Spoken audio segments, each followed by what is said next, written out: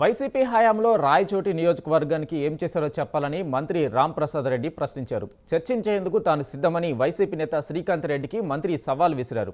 అన్నమయ్య జిల్లా లక్కిరెడ్డిపల్లి మండలం దేవలంపల్లిలో జరిగిన టీడీపీ కార్యకర్తల మండల స్థాయి సమావేశానికి మంత్రి రాంప్రసాద్ రెడ్డి చీఫ్ గెస్ట్గా హాజరయ్యారు.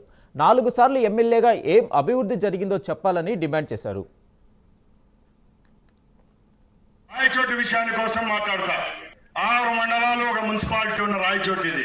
నేను ఛాలెంజ్ చేసి అడుగుతున్నా, 15 సంవత్సరాలు భారీ మెజార్టీతో గెలిపించారు శ్రీకాంత్ రెడ్డిని. నన్న 3000 ఓట్లతో గెలిపించారు.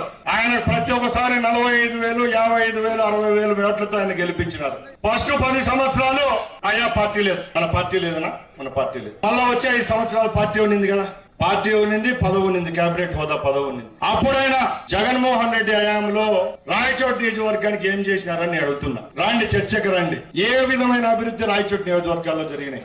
నేనున్నా, నువ్వున్నా, ఇంకోడున్నా కొన్ని అభివృద్ధి కార్యక్రమాలు అనేది మనం ఇంట్లో పనుకునే జరుగుతూ ఉంటాయి. నిజమే కదా? మొగుడు చచ్చిపోయినా కూడా పిల్లం ఎట్టోట పెంచుతైనా బతుకుతుంది. నువ్వు లేకపోయినా, ఇంకో ఆయన లేకపోయినా 5 ఏళ్లలో పనులు జరిగింటాయి.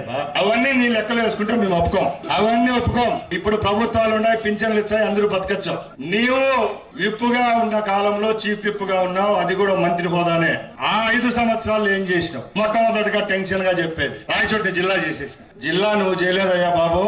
ఈ పక్కన 3 జిల్లాలు ఏడిచినాయి, 3 తాలూకాలు ఏడిచినాయి, అవతల 4 ఏడిచినాయి. మధ్యలో ఏది ఉందియా?